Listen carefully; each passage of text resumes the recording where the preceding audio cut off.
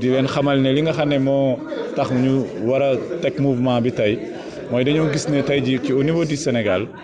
vraiment Sénégal am na programme boo nga xam ne moo ngi tudd programme Sénégal émergent PSE mais ci biir programme bi li jëm ci wàllu banlieue bi daf ci des parce que gis ñu ci seen bopp.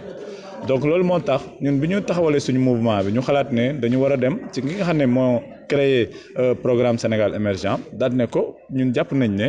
ci sa biir programme bi war nga ci def li nga xam ne mooy programme d'urgence banlieue ndax def na fi PUDC moo xam ne dafa jëm ci àll bi def na ci aussi PUMA mu jëm aussi ñi nga xam ne ñoo nekk ci àll bi mais ñi nga xam ne ñoom ñoo gën a manqué mooy la banlieue te banlieue bi ñoom au moins boo leen doon natt Pikine Dakar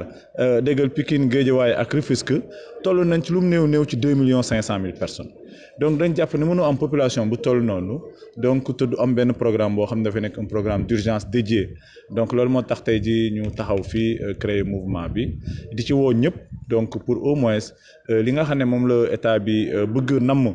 te croissance bi mu nekk fii donc waa banlieue bi aussi tamit ñoom ñu ngi ci seen bopp. waaw ci programme bi tey jii xayma nañ ko ci lu toll ak lu ëpp presque booy seet ñaar fukki milliards parce que jàpp nañ ne kat loolu ngaa tuuti na sax parce que pour banlieue bi rek liñ fi war a def war na ëpp loolu ndax population ndaw ñi ak population mag ñi toll nañ toll boo xam ne donc luñ fa dugal jàpp naa ne day gën a jàppale population. xam nga DER moom pour Sénégal gi yëpp la gis nga leen fan yi yëpp ñoo ngi ci àll yi di dem ak dikk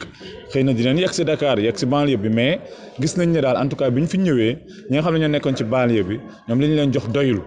waaw doyul ba vraiment réglé wul dara ci ñoom. moom moo tax ñu ne tey ji fi ñu toll nii donc foog loolu yëpp état du Sénégal mu ñëw ne dëgg la ngaa moo ngi bëgg jàppale li nga xam ne ñoo nekk ci zone rurale yi mais tey jii ñi nga xam ne ñoo nekk ci banlieue bi donc yelloo nañ donc ñu am au moins ñoom it seen programme mu nekk programme d'urgence banlieue. soxla yi nekk na ci wàllu liggéeyu ndaw ñi ndax gis nañ ne tey liggéeyu ndaw ñi lekk na loo xam ne tey jii lu manqué la muy ndaw ñi ak surtout jigéen ñi beneen bi tamit nekk na ci wàllu surtout formation ndax gis nañ ne kat boo demee ci banlieue bi ku nekk mu ngi ubbi sa atelier mais seen formation li tout formation qualifiante donc dese nañ ko li nga xam ne tamit mooy ay fonds tamit des na donc loolu tamit jàpp nañ ne loolu tamit lu ñu fa war a def la donc loolu yëpp